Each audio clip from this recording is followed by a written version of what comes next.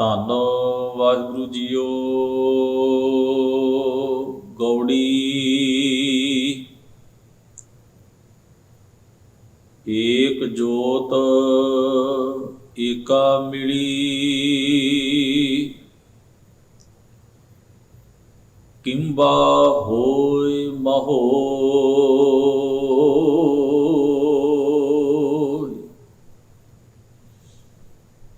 ਜਿਤ ਘਟ ਨਾਮ ਨ ਉਪਜੈ, ਫੂਟ ਮਰੈ ਜਨ ਸੋਇ।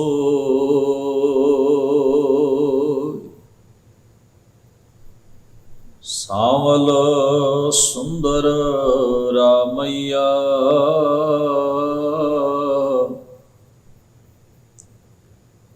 ਮੇਰਾ ਮਨ ਲਾਗਾ ਤੋਹਿ ਰਹਾਉ। ਸਾਧ ਮਿਲੈ ਸਿਧ ਪਾਈਐ, ਕਿ ਇਹ ਜੋਗ ਕੇ ਭੋਗ।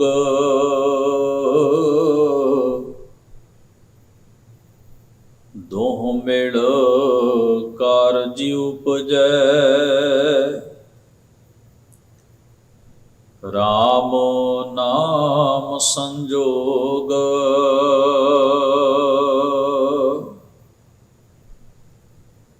ਲੋਗ ਜਾਣੈ ਇਹੋ ਗੀਤ ਹੈ, ਇਹੋ ਤੋ ਬ੍ਰਹਮ ਵਿਚਾਰ।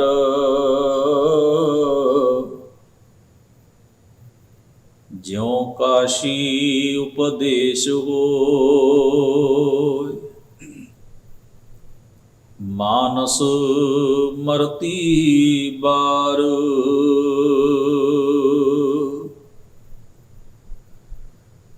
ਕੋਈ ਗਾਵੈ ਕੋ ਸੁਣੈ, ਹਰ ਨਾਮਾ ਚਿਤ ਲਾਇ।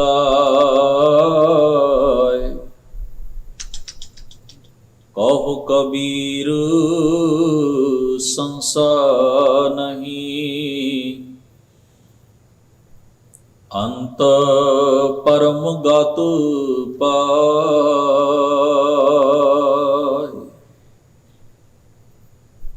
ਕੋਈ ਗਾਵੈ ਕੋ ਸੁਣੈ, ਹਰ ਨਾਮਾ ਚਿਤ ਲਾਇ। ਕਹੋ ਕਬੀਰ ਸੰਸਾਰ ਨਹੀਂ, ਅੰਤ ਪਰਮ ਗਤ ਪਾਇ। ਵਾਹਿਗੁਰੂ ਜੀ ਕਾ ਖਾਲਸਾ, ਵਾਹਿਗੁਰੂ ਜੀ ਕੀ ਫਤਿਹ। ਗਰੀਬ ਨਵਾਜ ਸਤਿਗੁਰੂ ਧੰਨ ਧੰਨ ਗੁਰੂ ਗ੍ਰੰਥ ਸਾਹਿਬ ਮਹਾਰਾਜ ਦੇ ਪਾਵਨ ਦਰਬਾਰ ਦੀਆਂ ਹਾਜ਼ਰੀਆਂ ਭਰ ਰਹੀ ਗੁਰੂ ਸਵਾਰੀ ਸਾਧ ਸੰਗਤ ਜੀਓ। ਵਾਹਿਗੁਰੂ ਅਕਾਲ ਪੁਰਖ ਜੀ ਨੇ ਅਪਾਰ ਕਿਰਪਾ ਬਖਸ਼ਿਸ਼ ਕੀਤੀ ਹੈ। ਸਤ ਸੰਗਤ ਦਾ ਇਹ ਉੱਤਮ ਸਮਾਂ ਆਪਾਂ ਸਭਨਾਂ ਨੂੰ ਬਖਸ਼ਿਸ਼ ਰੂਪ ਵਿੱਚ ਪ੍ਰਾਪਤ ਹੋਇਆ ਹੈ। ਗੁਰੂ ਮਹਾਰਾਜ ਦੀ ਪਾਵਨ ਬਾਣੀ ਦੇ ਸ਼ਬਦ ਕੀਰਤਨ ਆਪ ਜੀ ਨੇ ਗੁਰੂ ਸਵਾਰਿਆਂ ਪਾਸੋਂ ਬੜੇ ਪ੍ਰੇਮ ਇਕਾਗਰਤਾ ਨਾਲ ਸਰਵਣ ਕੀਤੇ ਹਨ। ਜਿਸ ਪਾਵਨ ਸ਼ਬਦ ਆਪ ਜੀ ਨੇ ਪਾਠ ਹੁਣੇ ਹੀ ਦਾਸ ਪਾਸੋਂ ਸਰਵਣ ਕੀਤਾ ਹੈ, ਇਹ ਪਾਵਨ ਸ਼ਬਦ ਗੁਰੂ ਗ੍ਰੰਥ ਸਾਹਿਬ ਮਹਾਰਾਜ ਦੇ ਅੰਕ ਨੰਬਰ 335 ਉੱਪਰ ਸੁਭਾਈਮਾਨ ਹੈ। ਸ਼ਬਦ ਉੱਪਰ ਸਿਰਲੇਖ ਗੌੜੀ ਭਾਵ ਰਾਗ ਦਾ ਨਾਮ ਹੈ। ਕਬੀਰ ਜੀ ਮਹਾਰਾਜ ਦਾ ਉਚਾਰਨ ਕੀਤਾ ਹੋਇਆ ਇਹ ਪਾਵਨ ਸ਼ਬਦ ਹੈ। ਜਿਹੜੇ ਸ਼ਬਦ, ਜਿਹੜੇ ਨਾਮ ਕਿਸੇ ਵੀ ਮਤ ਵਿੱਚ ਪ੍ਰਚਲਿਤ ਹੁੰਦੇ ਹਨ, ਉਹਨਾਂ ਦਾ ਅਸਰ ਲੋਕਾਂ ਦੇ ਮਨ ਉੱਤੇ, ਸੁਰਤ ਉੱਤੇ ਬੜਾ ਗਹਿਰਾ ਟਿਕਿਆ ਹੁੰਦਾ ਹੈ। ਸਤਿਗੁਰੂ ਮਹਾਰਾਜ ਦੀ ਪਾਵਨ ਬਾਣੀ ਵਿੱਚ ਵੀ ਉਹ ਸਾਰੇ ਸ਼ਬਦ ਵਰਤੇ ਗਏ, ਰਾਮ, ਰਹੀਮ, ਪਰਵਦਗਾਰ, ਅੱਲਾ, ਖੁਦਾ, ਭਗਵੰਤ, ਗੁਸਾਈ, ਰਿਖੀਕੇਸ਼, ਗੋਵਰਧਨ, ਰਾਮਈਆ, ਪਰਮੇਸ਼ਰ, ਪ੍ਰਭੂ, ਭਗਵਾਨ, ਬੀਠਲ, ਨਾਇਕ, ਇਹ ਸਾਰੇ ਸ਼ਬਦ ਹੋਰ ਵੀ ਬਹੁਤ ਸਾਰੇ। ਪਰ ਸਤਿਗੁਰੂ ਮਹਾਰਾਜ ਨੇ ਇਹਨਾਂ ਦਾ ਅਰਥ ਆਪਣਾ ਰੱਖਿਆ। ਜਦੋਂ ਵੀ ਅਸੀਂ ਕਿਸੇ ਐਸੇ ਸ਼ਬਦ ਨੂੰ ਪੜ੍ਹਦੇ ਹਾਂ ਤਾਂ ਉਸ ਦੀ ਜਿਹੜੀ ਤਫਸੀਲ ਹੈ ਜਾਂ ਵਿਆਖਿਆ ਹੈ, ਐਕਸਪਲੇਨੇਸ਼ਨ ਹੈ, ਉਹ ਗੁਰੂ ਗ੍ਰੰਥ ਸਾਹਿਬ ਮਹਾਰਾਜ ਦੇ ਵਿੱਚ ਆਪਣੀ ਹੈ। ਜਦੋਂ ਅਸੀਂ ਸ਼ਬਦ ਨੂੰ ਪੜ੍ਹਾਂਗੇ ਉਸ ਵਿੱਚ ਆਏਗਾ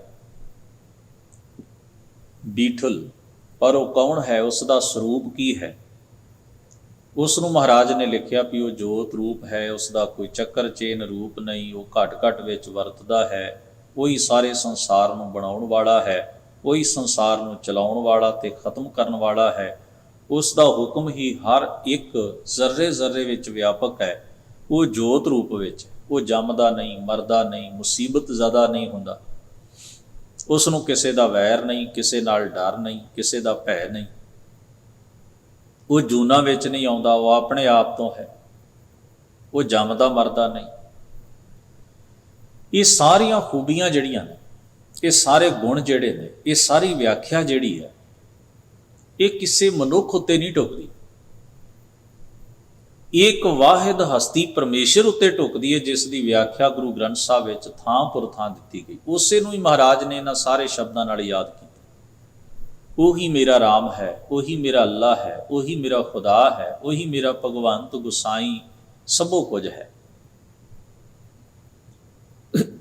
ਪਰ ਮਹਾਰਾਜ ਨੂੰ ਸ਼ਬਦ ਚੰਗੇ ਲੱਗੇ, ਪਿਆਰੇ ਲੱਗੇ, ਤੇ ਸ਼ਬਦ ਮਹਾਰਾਜ ਨੇ ਉਹੀ ਵਰਤੇ। ਤੋ ਗਰੀਬ ਨਵਾਜ ਪਾਤਸ਼ਾਹ ਜੀ ਇੱਥੇ ਫਰਮਾਉਂਦੇ ਨੇ, 3 ਸ਼ਬਦ ਉਹਨਾਂ ਨੇ ਵਰਤੇ, ਸਾਂਵਲ, ਸੁੰਦਰ, ਰਾਮਈਆ। ਸਾਂਵਲਾ ਆਪਾਂ ਕਾਲੇ ਰੰਗ ਨੂੰ ਕਹਿੰਦੇ, ਔਰ ਇਹ ਲਕਬ ਜਿਹੜਾ ਹੈ, ਇਹ ਸ਼ਬਦ ਜਿਹੜਾ ਹੈ, ਕ੍ਰਿਸ਼ਨ ਜੀ ਦੇ ਨਾਲ ਬੜਾ ਪ੍ਰਚਲਿਤ ਹੈ ਭਾਰਤੀ ਮਤ ਵਿੱਚ। ਉਹਨਾਂ ਨੂੰ ਉਹ ਕਿਉਂਕਿ ਸਾਂਵਲੇ ਰੰਗ ਦੇ ਸਨ। ਹੁਣ ਤੁਸੀਂ ਵੇਖੋ, ਕ੍ਰਿਸ਼ਨ ਜੀ ਦਾ ਜਿਹੜਾ ਅਕਸ਼ ਹੈ, ਜਿਹੜਾ ਪ੍ਰਭਾਵ ਹੈ, ਉਹਨਾਂ ਨੂੰ ਪ੍ਰਮਾਤਮ ਸਰੂਪ ਮੰਨ ਕੇ ਭਾਰਤੀ ਸੰਸਕ੍ਰਿਤੀ ਦੇ ਵਿੱਚ ਪੂਜਿਆ ਜਾਂਦਾ ਹੈ, ਮੰਨਿਆ ਜਾਂਦਾ ਹੈ, ਉਹਨਾਂ ਦੀ ਕਥਾ ਕੀਤੀ ਜਾਂਦੀ, ਉਹਨਾਂ ਦੇ ਉਪਦੇਸ਼ ਵਿਚਾਰੇ ਜਾਂਦੇ ਨੇ, ਉਹਨਾਂ ਬਾਰੇ ਗੱਲਾਂ ਹੁੰਦੀਆਂ ਨੇ। ਕੋਈ ਕਿੰਨੀਆਂ ਵੀ ਊਜਾਂ ਉਹਨਾਂ ਦੇ ਜੀਵਨ ਦੇ ਉੱਤੇ ਲਾਉਣ ਦਾ ਯਤਨ ਕਰੇ, ਜਿਵੇਂ ਪੁਜਾਰੀ ਨੇ ਲਾਉਣ ਦਾ ਯਤਨ ਕੀਤਾ, ਕਈ ਕੁਝ ਉਹਨੇ ਲਿਖਿਆ ਆਪਣੇ ਗ੍ਰੰਥਾਂ 'ਚ, ਪਰ ਉਹਨਾਂ ਦਾ ਅਕਸ਼ ਜਿਹੜਾ ਹੈ, ਕ੍ਰਿਸ਼ਨ ਜੀ ਦਾ ਜਿਹੜਾ ਅਕਸ਼ ਹੈ ਭਾਰਤੀ ਪਰੰਪਰਾ ਵਿੱਚ, ਉਹ ਇੱਕ ਅਵਤਾਰ ਦਾ ਹੈ। ਉਹ ਅਕਸ਼ ਜਿਹੜਾ ਹੈ ਉਹ ਨੀਵਾਂ ਨਹੀਂ ਹੋ ਸਕਿਆ, ਉਹ ਜਿਹੜਾ ਪ੍ਰਭਾਵ ਹੈ ਉਹ ਖਤਮ ਨਹੀਂ ਹੋ ਸਕਿਆ। ਉਹਨਾਂ ਦਾ ਨਾਂ ਲੈਣ ਵਾਲਿਆਂ ਜਾਂ ਉਹਨਾਂ ਨੂੰ ਜਪਣ ਵਾਲਿਆਂ ਦੀ ਸੁਰਤ ਉੱਤੇ ਕਿਸੇ ਵੀ ਚੀਜ਼ ਦਾ ਕੋਈ ਅਸਰ ਨਹੀਂ ਹੋਇਆ, ਉਹਨਾਂ ਨੇ ਨਹੀਂ ਮੰਨਿਆ। ਭਾਵੇਂ ਉਹਨਾਂ ਕਥਾਵਾਂ ਵਿੱਚ ਅਗਿਆਨਤਾ ਕਾਰਨ ਯਕੀਨ ਕਰਦੇ ਵੀ ਹੋਣ, ਜਿਹੜੀਆਂ ਪੁਜਾਰੀ ਨੇ ਉਹਨਾਂ ਦੇ ਨਾਂ ਨਾਲ ਜੋੜੀਆਂ, ਪਰ ਹਰ ਇੱਕ ਨੇ ਨਾਲ ਇਹ ਵੀ ਕਿਹਾ ਕਿ ਉਹ ਪਰਮੇਸ਼ਰ ਰੂਪ ਹਨ, ਉਹ ਅਵਤਾਰ ਹਨ, ਉਹ ਧਰਤੀ ਦਾ ਉਧਾਰ ਕਰਨ ਵਾਸਤੇ ਆਏ। ਉਹਨਾਂ ਨੇ ਗੀਤਾ ਉਚਾਰੀ। ਇਹ ਜੋ ਪ੍ਰਚਲਿਤ ਗੱਲਾਂ ਨੇ ਮੈਂ ਉਹ ਤੁਹਾਡੇ ਨਾਲ ਸਾਂਝੀਆਂ ਕਰ ਰਿਹਾ। ਉਹਨਾਂ ਦਾ ਰੰਗ ਕਾਲਾ ਹੈ, ਸਾਂਵਲੇ ਰੰਗ ਦੇ ਹਨ, ਫਿਰ ਵੀ ਉਹਨਾਂ ਨੂੰ ਮੁਹੱਬਤ ਕਰਨ ਵਾਲਿਆਂ ਨੇ ਉਹਨਾਂ ਦਾ ਰੰਗ ਨਹੀਂ ਵੇਖਿਆ, ਉਹਨਾਂ ਨੇ ਉਹਨਾਂ ਦਾ ਅਕਸ਼ ਵੇਖਿਆ, ਉਹਨਾਂ ਦੀ ਉਚਾਈ ਵੇਖੀ ਕਿ ਉਹ ਬਹੁਤ ਉੱਚੇ ਮਰਾਤਬੇ ਤੇ ਹਨ, ਰੁਤਬੇ ਤੇ ਹਨ, ਉਹ ਅਵਤਾਰ ਹਨ। ਭਾਵੇਂ ਉਹ ਸਾਂਵਲੇ ਰੰਗ ਦੇ ਨੇ, ਇਹਦੇ ਨਾਲ ਕੀ ਫਰਕ ਪੈਂਦਾ। ਸਤਿਗੁਰੂ ਸੱਚੇ ਪਾਤਸ਼ਾਹ ਨੇ ਲੋਕਾਂ ਦੇ ਮਨਾਂ ਅੰਦਰ ਜਿਹੜੀ ਇਹ ਭਾਵਨਾ ਵਸੀ ਹੋਈ ਹੈ ਕਿ ਉਹਨਾਂ ਸਾਂਵਲੇ ਰੰਗ ਨੂੰ ਦਰਕਾਰਿਆ ਨਹੀਂ, ਸਾਂਵਲੇ ਰੰਗ ਨੂੰ ਮਨਸੂਖ ਨਹੀਂ ਕੀਤਾ ਸੁਰਤ ਵਿੱਚੋਂ, ਸਾਂਵਲੇ ਰੰਗ ਦਾ ਚੇਤਾ ਨਹੀਂ ਭੁਲਾਇਆ, ਜਾਂ ਸਾਂਵਲੇ ਰੰਗ ਨਾਲ ਉਹਨਾਂ ਨੇ ਭੇਦ ਭਾਵ ਨਹੀਂ ਰੱਖਿਆ, ਬਲਕਿ ਕ੍ਰਿਸ਼ਨ ਜੀ ਨੂੰ ਸਾਂਵਲਾ ਕਹਿ ਕੇ ਉਹਨਾਂ ਯਾਦ ਕੀਤਾ, ਉਹਨਾਂ ਨੂੰ ਲੀਲਾ ਪੁਰਸ਼ੋਤਮ ਆਖਿਆ। ਗਰੀਬ ਨਵਾਜ ਮਹਾਰਾਜ ਨੇ ਬਾਣੀ ਅੰਦਰ ਇਹ ਸਾਂਵਲ ਕਿਸ ਨੂੰ ਕਿਹਾ ਹੈ? ਪਰਮੇਸ਼ਰ ਅਕਾਲ ਪੁਰਖ। ਉਹਨੂੰ ਕਿਉਂ ਕਿਹਾ? ਹੁਣ ਆਪਾਂ ਇਸ ਨੁਕਤੇ ਨੂੰ ਸਮਝੀਏ। ਜਿਨ ਦਿਨ ਕਰਕੇ ਕੀਤੀ ਰਾਤ, ਅੰਧੇਰਾ ਚਾਨਣ ਆਪੇ ਕੀਆ। ਚਾਨਣ ਅਤੇ ਹਨੇਰਾ ਦੋਵੇਂ ਹੀ ਆਪਸ ਵਿੱਚ ਜੁੜੇ ਹੋਏ ਦੋ ਪਹਿਲੂ ਨੇ।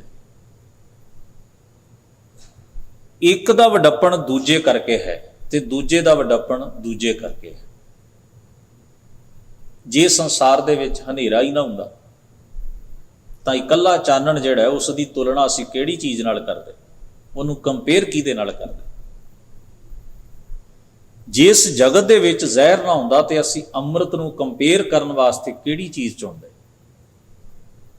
ਜੇ ਸੰਸਾਰ ਦੇ ਅੰਦਰ ਰੋਗ ਨਾ ਹੁੰਦਾ ਤੇ ਅਸੀਂ ਤੰਦਰੁਸਤੀ ਨੂੰ ਕਿਹੜੀ ਚੀਜ਼ ਨਾਲ ਕੰਪੇਅਰ ਕਰਕੇ ਉਹਦੀ ਵਡਿਆਈ ਕਰਦੇ? ਜਿਸ ਜਗਤ ਦੇ ਅੰਦਰ ਆਪਾ ਵਿਰੋਧੀ ਚੀਜ਼ਾਂ ਨਾ ਹੁੰਦੀਆਂ ਤਾਂ ਅਸੀਂ ਉਹਨਾਂ ਚੀਜ਼ਾਂ ਦੇ ਵਡੱਪਣ ਨੂੰ ਕਿਵੇਂ ਮਹਿਸੂਸ ਕਰਦੇ? ਜੇ ਦੁੱਖ ਨਾ ਹੋਵੇ ਤੇ ਅਸੀਂ ਸੁੱਖ ਨੂੰ ਕੀ ਸਮਝੀਏ? ਸੁੱਖ ਦੀ ਅਹਿਮੀਅਤ ਤੇ ਕਦਰ ਕਿਵੇਂ ਪਵੇ? ਸੁੱਖ ਦਾ ਵਡੱਪਣ ਕੀ ਹੋਵੇ? ਸੁੱਖ ਦਾ ਰੁਤਬਾ ਕੀ ਹੋਵੇ? ਵਾਹਿਗੁਰੂ ਅਕਾਲ ਪੁਰਖ ਦੀ ਰਜ਼ਾ ਵਿੱਚ, ਉਹਦੀ ਕੁਦਰਤ ਵਿੱਚ ਹਰ ਚੀਜ਼ ਹੀ ਆਪਣੇ ਆਪ ਵਿੱਚ ਯੂਨੀਕ ਹੈ ਔਰ ਹਰ ਚੀਜ਼ ਆਪਾ ਵਿਰੋਧੀ ਹੋ ਕੇ ਵੀ ਇੱਕ ਦੂਜੀ ਨਾਲ ਜੁੜੀ ਹੋਈ।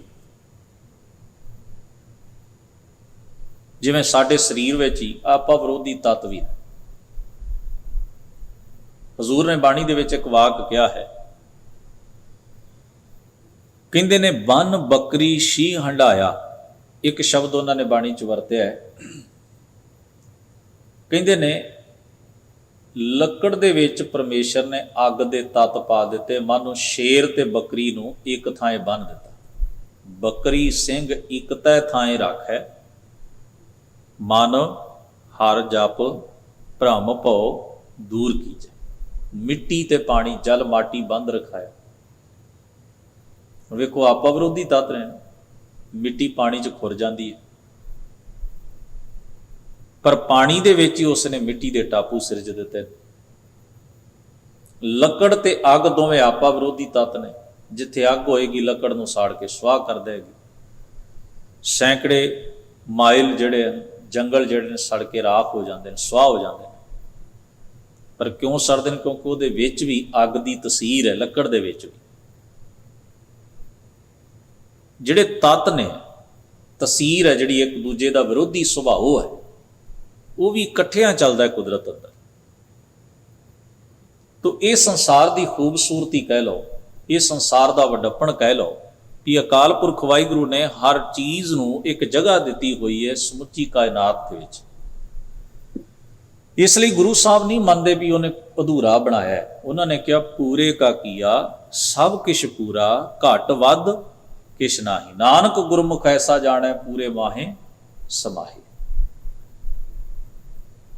ਤੋ ਇਸ ਵਾਸਤੇ ਹਜ਼ੂਰ ਨੇ ਸਾਂਵਲਾ ਰੰਗ ਵੀ ਜਿਹੜਾ ਹੈ ਨਾ, ਉਹਨੂੰ ਉਹ ਵੀ ਪਰਮੇਸ਼ਰ ਦੀ ਯਾਦ ਆਨੀ ਵਾਸਤੇ ਵਰਤਿਆ। ਜਿਨ ਰਾਤੀ ਦਿਨ ਬਣਾਈ, ਦਿਨ ਰਾਤੀ ਜਿਨ ਬਣਾਈਆਂ। ਆਪਾਂ ਪੜ੍ਹਦੇ ਜਿਨ ਦਿਨ ਕਰਕੇ ਕੀਤੀ ਰਾਤ। ਜੇ ਤੂੰ ਪ੍ਰਕਾਸ਼ ਰੂਪ ਹੈ ਤਾਂ ਹਨੇਰਾ ਵੀ ਤੇਰੀ ਪੈਦਾਇਸ਼ ਹੈ। ਇਸ ਵਾਸਤੇ ਹਜ਼ੂਰ ਮਹਾਰਾਜ ਉਸ ਪਰਮੇਸ਼ਰ ਨੂੰ ਸਾਂਵਲ ਤੇ ਦੂਜਾ ਸ਼ਬਦ ਵਰਤਦੇ ਨੇ ਸੁੰਦਰ। ਸੁੰਦਰ ਦਾ ਅਰਥ ਹੁੰਦਾ ਹੈ ਸੁਹੱਪਣ ਵਾਲਾ।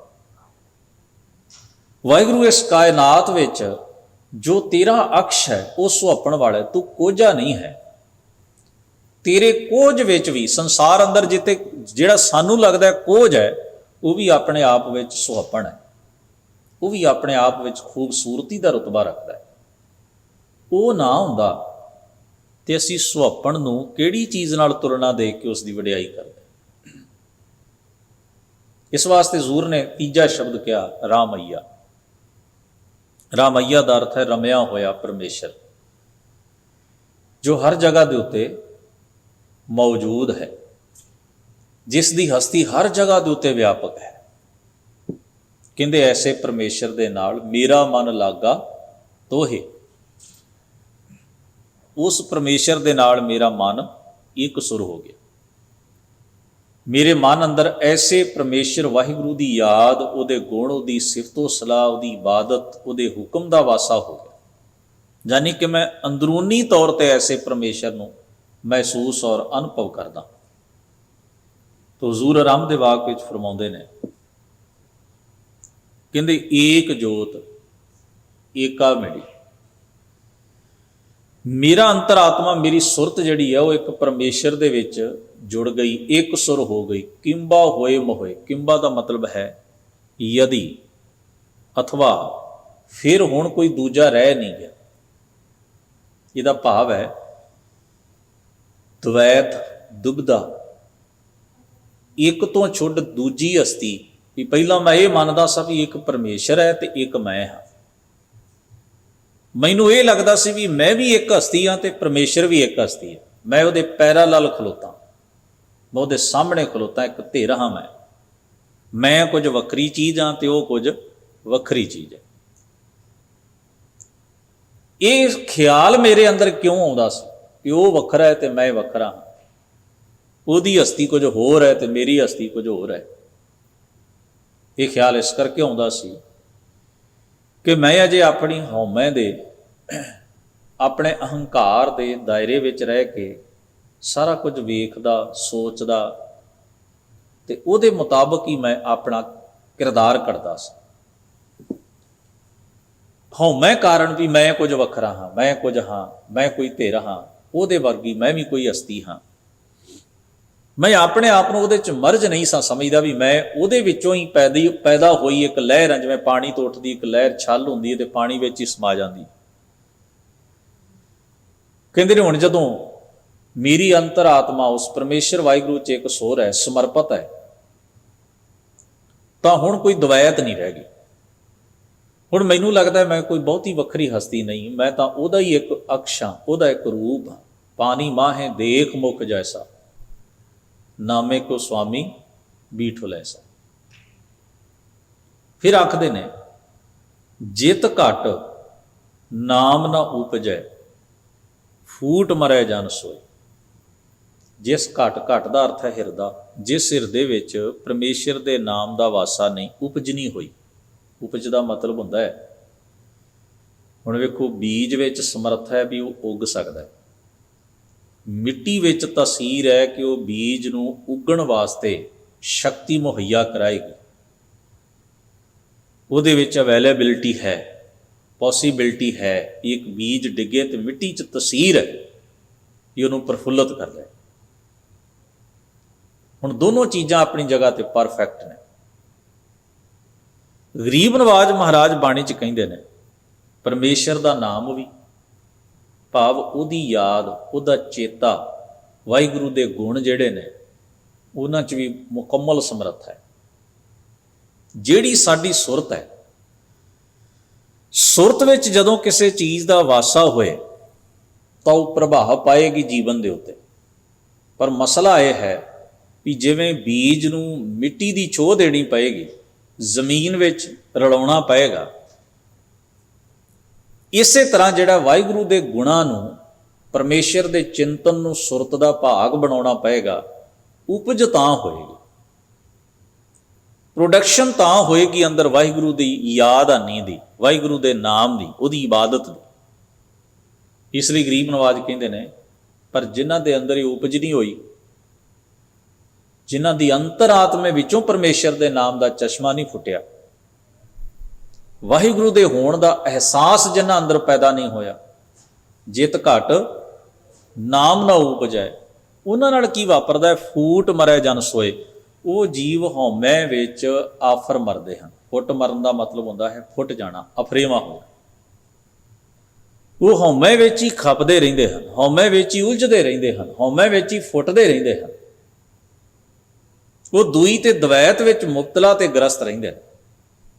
इस वास्ते जरूर कहते हैं पर यह दात किवें प्राप्त होवे कि एक जोत एका मिली जां मेरा मन लागा तो है, ये मनोअवस्था सानू प्राप्त होवे। कहते साध मिले सिद्ध पाइए। साध तो भाव है गुरु। जदों गुरु मिलता है, गुरु नाल मिलाप हुंदा है। सिद्ध का मतलब है सफलता, किसी चीज़ की प्राप्ति करना। भाव उदों साडे अंदरों हौमै दा माड़ा प्रभाव भी मुक जांदा है, दुई द्वैत तो साडी सुरत ਖਾਲੀ ਹੋ ਜਾਂਦੀ ਹੈ, ਵਿਰਵੀ ਹੋ ਜਾਂਦੀ ਹੈ। ਪਰਮੇਸ਼ਰ ਦੇ ਹੋਣ ਦਾ ਅਹਿਸਾਸ ਸਾਡੇ ਅੰਦਰ ਉਪਜਦਾ ਹੈ। ਵਾਹਿਗੁਰੂ ਦੇ ਨਾਮ ਦਾ ਖੁਦ ਬਖੁਦ ਚਸ਼ਮਾ ਤੇ ਅਨੁਭਵ ਸਾਡੇ ਅੰਦਰੋਂ ਫੁੱਟਦਾ ਹੈ। ਬਾਕੀ ਸਾਰੀਆਂ ਚੀਜ਼ਾਂ ਸਾਧਨ ਨੇ, ਧਰਮ ਗ੍ਰੰਥ ਪੜ੍ਹਨਾ, ਸਤ ਸੰਗਤ ਕਰਨਾ, ਸੇਵਾ ਕਰਨੀ, ਵਾਹਿਗੁਰੂ ਵਾਹਿਗੁਰੂ ਆਖਣਾ, ਚੰਗਾ ਸੁਣਨਾ, ਚੰਗਾ ਬੋਲਣਾ, ਇਹ ਸਾਰਾ ਕੁਝ ਇਸ ਕਰਕੇ ਹੈ ਕਿ ਸਾਡੇ ਆਪਣੇ ਸਵੈ ਸਰੂਪ ਚੋਂ, ਸਾਡੇ ਆਪਣੇ ਵਜੂਦ ਵਿੱਚੋਂ ਇਹਦੀ ਪ੍ਰੋਡਕਸ਼ਨ ਹੋਣ ਲੱਗ ਪਵੇ।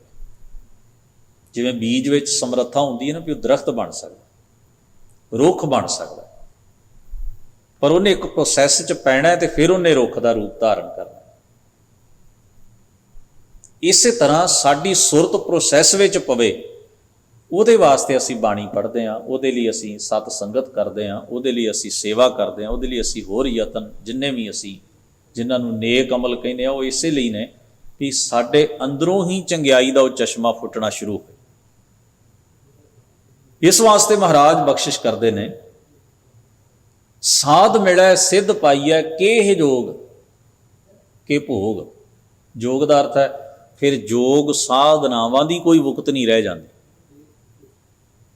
ਭੋਗ ਦਾ ਅਰਥ ਹੈ ਪਦਾਰਥਕ ਸੁੱਖ ਦੇ ਪਿੱਛੇ ਦੌੜ ਕੇ ਲੋਭੀ ਹੋਣਾ, ਹਿਰਸੀ ਹੋਣਾ, ਵਾਸ਼ਨਾਗ੍ਰਸਤ ਹੋਣਾ, ਤੇ ਜੋ ਵੀ ਉਹਦੇ ਵਿੱਚੋਂ ਕਮੀਆਂ ਉਪਜਦੀਆਂ ਨੇ।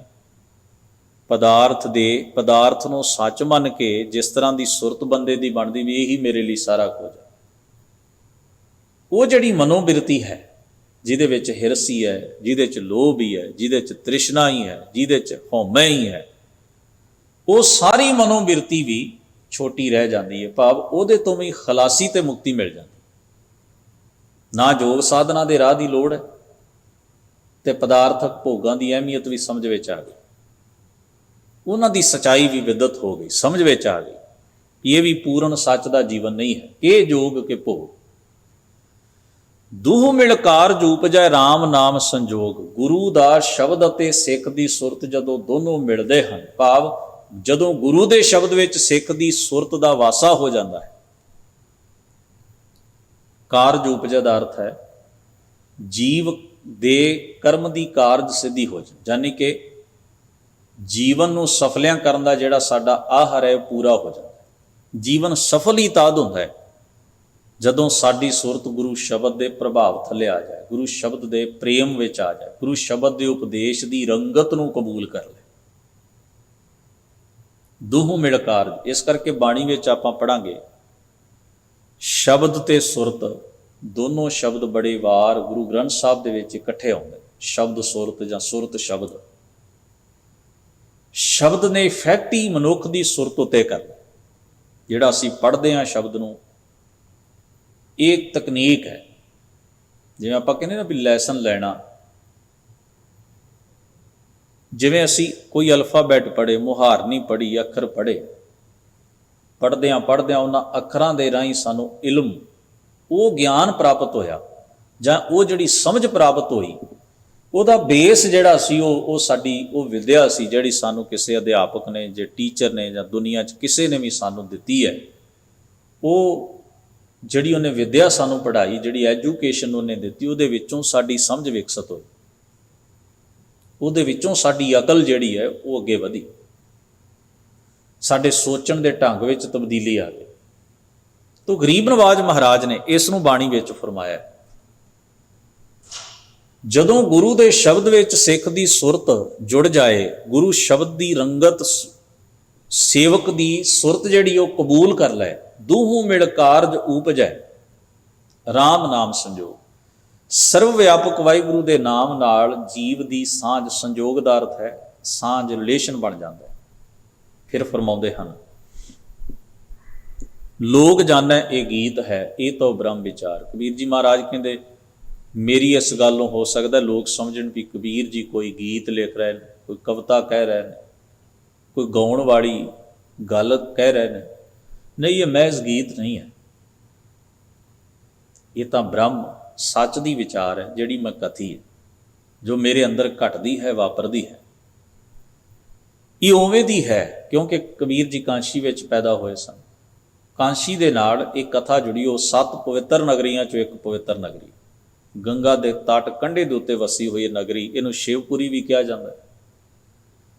ਤੇ ਕਿਹਾ ਜਾਂਦਾ ਵੀ ਸ਼ਿਵ ਜੀ ਦਾ ਇਸ ਜਗ੍ਹਾ ਦੇ ਉੱਤੇ ਵਰ ਹੈ, ਜਿਹੜਾ ਇੱਥੇ ਆ ਕੇ ਪ੍ਰਾਣ ਤਿਆਗਦਾ ਹੈ ਉਹ ਮੁਕਤ ਹੋ ਜਾਂਦਾ। ਕਬੀਰ ਜੀ ਕਹਿੰਦੇ ਵੀ ਭਾਈ ਮੇਰੀ ਗੱਲ ਨੂੰ ਧਿਆਨ ਨਾਲ ਗੌਰ ਨਾਲ ਸੁਣੋ। ਜਿਵੇਂ ਤੁਸੀਂ ਕਹਿੰਦੇ ਹੋ ਨਾ ਵੀ ਕਾਂਸ਼ੀ ਦੇ ਉੱਤੇ ਉਪਦੇਸ਼ ਹੈ, ਵਾਰ ਹੈ, ਇਹਦੇ ਨਾਲ ਇੱਕ ਕਥਾ ਜੁੜੀ ਹੈ ਕਿ ਜਿਹੜਾ ਇੱਥੇ ਮਰਤੀ ਬਾਰ ਊੜਕ ਨੂੰ ਇੱਥੇ ਆ ਕੇ ਮਰ ਜਾਂਦਾ ਹੈ, ਜਾਂ ਮਰਦਿਆਂ ਹੋਇਆਂ ਇੱਥੇ ਆ ਜਾਂਦਾ ਹੈ, ਜਾਂ ਮਰ ਕੇ ਵੀ ਉਹਦੀ ਦੇਹੀ ਲੈ ਆਵੇ ਕੋਈ, ਇਹਦਾ ਆਪਾਂ ਅੱਗੇ ਵਿਚਾਰ ਕੀਤਾ ਸੀ ਵੀ ਉਹ ਮੁਕਤ ਹੋ ਜਾਂਦਾ। ਕਹਿੰਦੇ ਮੇਰਾ ਜਿਹੜਾ ਬੋਲ ਹੈ ਉਹਦਾ ਮਰਨ ਮੁਕਤੀ ਨਾਲ ਨਹੀਂ, ਜੀਵਨ ਮੁਕਤੀ ਨਾਲ ਤਾਲੁਕ ਹੈ। ਜਿਵੇਂ ਤੁਹਾਡੇ 'ਚ ਇਹ ਖਿਆਲ ਹੈ ਨਾ, ਮੈਂ ਕਥਦਾ ਵੀ ਮੇਰਾ ਕਿਆ ਹੋਇਆ, ਜਿਹੜਾ ਜੇ ਬ੍ਰਹਮ ਦੀ ਵਿਚਾਰ ਜੇ ਤੁਸੀਂ ਜੀਵਨ ਵਿੱਚ ਅਪਣਾ ਲਓ ਤਾਂ ਤੁਸੀਂ ਜੀਵਨ ਮੁਕਤ ਹੋ ਜਾਵੋਗੇ। ਫਿਰ ਫਰਮਾਉਂਦੇ ਨੇ ਕੋਈ ਗਾਵੇ ਕੋ ਸੁਣੈ, ਕੋਈ ਵੀ ਇਸ ਪਰਮੇਸ਼ਰ ਦੇ ਨਾਮ ਨੂੰ ਗੁਣਾਂ ਨੂੰ ਗਾ ਲਵੇ, ਕੋਈ ਵੀ ਇਸ ਨੂੰ ਸੁਣ ਲਵੇ, ਵਿਚਾਰ ਲਵੇ, ਹਰ ਨਾਮਾ ਚਿਤ ਲਾਏ, ਚਿੰਤਨ ਕਰਕੇ, ਚੇਤਾ ਕਰਕੇ। ਅਸੀਂ ਜਦੋਂ ਮਹਾਰਾਜ ਦੀ ਬਾਣੀ ਨੂੰ ਪੜ੍ਹਦੇ ਹਾਂ, ਤਿੱਥੈ ਘੜੀਐ ਸੁਰਤ ਮਤ ਮਨ ਬੁੱਧ, ਇਹ ਸਾਰੇ ਦੇ ਸਾਰੇ ਵਿਚਾਰ ਦਾ ਇੱਕ ਪ੍ਰੋਸੈਸ ਨੇ। ਜਿਵੇਂ ਸਰੀਰ ਹੈ ਨਾ, ਇਕੱਠੀ ਅਸੀਂ ਦੇਹੀ ਨੂੰ ਸਰੀਰ ਕਹਿੰਦੇ, ਪਰ ਸਰੀਰ 'ਚ ਵੱਖਰੇ ਵੱਖਰੇ ਅੰਗ ਨੇ, ਹਿੱਸੇ ਨੇ। ਅੱਖਾਂ ਦਾ ਆਪਣਾ ਕੰਮ ਹੈ, ਨੱਕ ਦਾ ਆਪਣਾ ਕੰਮ ਹੈ, ਪੈਰਾਂ ਦਾ ਆਪਣਾ ਕੰਮ ਹੈ। ਇਸੇ ਤਰ੍ਹਾਂ ਅਸੀਂ ਓਵਰਆਲ ਜਿਹੜਾ ਹੈ, ਅਸੀਂ ਕਹਿ ਦਿੰਦੇ ਹਾਂ ਵੀ ਸਾਡੇ ਅੰਦਰ ਜਿਹੜੀ ਖਿਆਲ ਸ਼ਕਤੀ ਹੈ ਉਹ ਮਨ ਹੈ, ਪਰ ਉਹ ਵਿਚਾਰ ਜਿਹੜਾ ਉਹ ਵੱਖ-ਵੱਖ ਪੜਾਵਾਂ 'ਚੋਂ ਜਦੋਂ ਨਿਕਲਦਾ ਹੈ ਤੇ ਉਹਨਾਂ ਪੜਾਵਾਂ ਨੂੰ ਵੱਖਰੇ ਵੱਖਰੇ ਨਾਂ ਦਿੱਤੇ ਨੇ, ਸਟੈਪ ਬਾਈ ਸਟੈਪ। ਵੀ ਜਿੱਥੇ ਫੁਰਨਾ ਪੈਦਾ ਹੋਏ, ਕੋਈ ਵੀ ਖਿਆਲ ਤੁਹਾਡੇ ਅੰਦਰ ਉਪਜੇ, ਉਹਨੂੰ ਆਪਾਂ ਕਹਿੰਦੇ ਮਨ ਦਾ ਇਹ ਪਾਰਟ ਮਨ ਹੈ। ਕਿ ਕੋਈ ਖਿਆਲ ਕਿਵੇਂ ਉਪਜਾਉਂਦਾ ਬੰਦੇ ਦੇ ਅੰਦਰ। ਜਿੱਥੇ ਅਸੀਂ ਨਿਰਣਾ ਕਰਦੇ ਹਾਂ ਕਿ ਇਹ ਸਹੀ ਹੈ ਕਿ ਗਲਤ ਹੈ, ਸਹੀ ਹੈ ਕਿ ਗਲਤ ਹੈ, ਜਿੱਥੇ ਕਸ਼ਮਕਸ਼ ਸਾਡੇ ਅੰਦਰ ਚੱਲਦੀ, ਉਸ ਪਾਰਟ ਨੂੰ, ਉਸ ਸਟੈਪ ਨੂੰ ਕਿਹਾ ਜਾਂਦਾ ਹੈ ਵੀ ਇਹ ਬੁੱਧੀ ਹੈ, ਸਾਡੀ ਬੁੱਧੀ। ਇਸ ਲਈ ਜਦੋਂ ਕੋਈ ਕੰਮ ਵਿਗੜ ਜਾਏ ਤੇ ਆਪਾਂ ਕਹਿੰਦੇ ਵੀ ਤੇਰੀ ਬੁੱਧੀ ਕੰਮ ਨਹੀਂ ਕਰਦੀ, ਦਾ ਮਤਲਬ ਤੂੰ ਵਿਚਾਰ ਨਹੀਂ ਕੀਤਾ ਵੀ ਸਹੀ ਸੀ ਕਿ ਗਲਤ ਸੀ। ਤੀਜਾ ਅਸੀਂ ਕਹਿ ਦਿੰਦੇ ਹਾਂ ਮਤ। ਮਤ ਦਾ ਮਤਲਬ ਹੁੰਦਾ ਵੀ ਜਿਹੜਾ ਤੁਸੀਂ ਨਿਰਣਾ ਕਰਕੇ ਅਪਣਾ ਲਿਆ, ਜਿਹੜਾ ਤੁਸੀਂ ਬੁੱਧੀ ਨੇ ਜਿਹੜਾ ਨਿਰਣਾ ਕਰ ਦਿੱਤਾ ਨਾ ਵੀ ਆਹ ਸਹੀ ਹੈ, ਡਿਸਾਈਡ ਹੋ, ਉਹ ਨਿਰਣਾ ਜਿਹੜਾ ਹੈ, ਉਹ ਫੈਸਲਾ ਜਿਹੜਾ ਹੈ ਤੁਸੀਂ ਅਪਣਾ ਲਿਆ ਤੇ ਉਹਦੇ ਮੁਤਾਬਕ ਤੁਸੀਂ ਪਰਪੱਕ ਹੋ ਗਏ, ਦ੍ਰਿੜ ਹੋ ਗਏ ਵੀ ਇਹੀ ਸਹੀ, ਉਹਨੂੰ ਆਪਾਂ ਮਤ ਆਖਦੇ ਹਾਂ। ਕਿ ਜੋ ਅਸੀਂ ਨਿਰਣਾ ਸਹੀ ਜਾਣਿਆ, ਉਹ ਨਿਰਣਾ ਕਰਕੇ ਉਹਨੂੰ ਅਸੀਂ ਅਪਣਾ ਲਿਆ, ਉਹ ਸਾਡੀ ਮਤ ਬਣ ਗਈ। ਇਸੇ ਲਈ ਦੁਨੀਆ ਦੇ ਅੰਦਰ ਕਈ ਸੰਪਰਦਾਵਾਂ ਤੇ ਮਜ਼ਹਬਾਂ ਨੂੰ ਵੀ ਮਤ ਲਿਖਿਆ ਜਾਂਦਾ, ਜੈਨ ਮਤ, ਬੁੱਧ ਮਤ, ਸਿੱਖ ਮਤ, ਧਰਮ। ਇਹਦਾ ਮਤਲਬ ਜੋ ਨਿਰਣਾ ਉਹਨਾਂ ਨੇ ਅਪਣਾ ਲਿਆ ਵੀ ਇਸ ਵੇ ਦੇ ਉੱਤੇ ਚੱਲਾਂਗੇ, ਇਸ ਰਾਹ ਤੇ ਚੱਲਾਂਗੇ, ਡਿਸਾਈਡ ਕਰ ਲਿਆ। ਇਸੇ ਤਰ੍ਹਾਂ ਇੱਕ ਸ਼ਬਦ ਆਉਂਦਾ ਹੈ ਚਿੱਤ। ਚਿੱਤ ਦਾ ਮਤਲਬ ਹੁੰਦਾ ਹੈ ਜਿੱਥੇ ਕੋਈ ਖਿਆਲ ਜਿਹੜਾ ਲਗਾਤਾਰ ਤੁਹਾਡੇ ਵਿਚਾਰ ਵਿੱਚ ਤੁਰਿਆ ਆਉਂਦਾ ਹੈ, ਉਹਨੂੰ ਇੱਕ ਸਰਕਲ ਵਿੱਚ ਪਿਆ ਹੋਇਆ ਵੀ ਉਹਨੂੰ ਤੁਸੀਂ ਛੱਡਦੇ ਨਹੀਂ, ਉਹਨੂੰ ਬਾਰ-ਬਾਰ ਉਹ ਤੁਹਾਡੇ ਅੰਦਰ ਚੱਕਰ ਕੱਟਦਾ ਰਹਿੰਦਾ ਹੈ। ਉਹਨੇ ਜਿਹੜਾ ਬਾਰ-ਬਾਰ ਤੁਹਾਡੇ ਅੰਦਰ ਆ ਰਿਹਾ ਨਾ, ਉਹਨੇ ਤੁਹਾਡਾ ਖਹਿੜਾ ਨਹੀਂ ਛੱਡਣਾ, ਉਹਨੇ ਕਿਤੇ ਨਾ ਕਿਤੇ ਤੁਹਾਡੇ ਵਿਹਾਰ ਵਿੱਚ, ਤੁਹਾਡੀ ਸੁਰਤ ਵਿੱਚ ਆਪਣੀ ਪੱਕੀ ਸਪੇਸ, ਜਗ੍ਹਾ ਬਣਾ ਲੈਣੀ। ਉਹਨੂੰ ਆਪਾਂ ਕਹਿੰਦੇ ਹਾਂ ਚੇਤਾ ਕਰਨਾ, ਚਿੰਤਨ ਕਰਨਾ, ਚਿੱਤ ਦਾ ਭਾਗ। ਸੋ ਇਹ ਮਨ ਦਾ ਵੀ ਏਡਾ ਵੱਡਾ ਖਲਾ ਹੈ ਜਿਹੜਾ ਬਾਣੀ ਵਿੱਚ ਹਜ਼ੂਰ ਨੇ ਬਿਆਨ ਕੀਤਾ ਹੈ। ਹਰ ਨਾਮਾ ਚਿਤ ਲਾਏ ਕਹੋ ਕਬੀਰ, ਸੰਸਾ ਨਹੀਂ, ਕਹਿੰਦੇ ਨੇ ਕੋਈ ਸ਼ੱਕ ਤੇ ਸੰਦੇਹ ਹੀ ਨਹੀਂ, ਕੋਈ ਸ਼ੁਭਾ ਹੀ ਨਹੀਂ, ਅੰਤ ਪਰਮਗਤ ਪਾਏ। ਊੜਕ ਨੂੰ ਅਖੀਰ ਨੂੰ ਇਹਦਾ ਨਤੀਜਾ ਹੀ ਨਿਕਲਦਾ ਹੈ ਪਰਮ ਉੱਚੀ ਗਤ ਅਵਸਥਾ, ਉਹ ਜੀਵ ਉੱਚੀ ਆਤਮਿਕ ਅਵਸਥਾ ਹਾਸਲ ਕਰ ਲੈਂਦਾ। ਸਾਹਿਬ ਕਿਰਪਾ ਕਰਨ, ਸ਼ਬਦ ਦਾ ਉਪਦੇਸ਼ ਸਾਡੇ ਮਨ ਹਿਰਦਿਆਂ 'ਚ ਵਸੇ, ਭੁੱਲ ਚੁੱਕ ਦੀ ਖਿਮਾ, ਗੁਰੂ ਫਤਿਹ ਨਾਲ ਸਾਂਝ ਬਣਾਓ। ਵਾਹਿਗੁਰੂ ਜੀ ਕਾ ਖਾਲਸਾ, ਵਾਹਿਗੁਰੂ ਜੀ ਕੀ ਫਤਿਹ।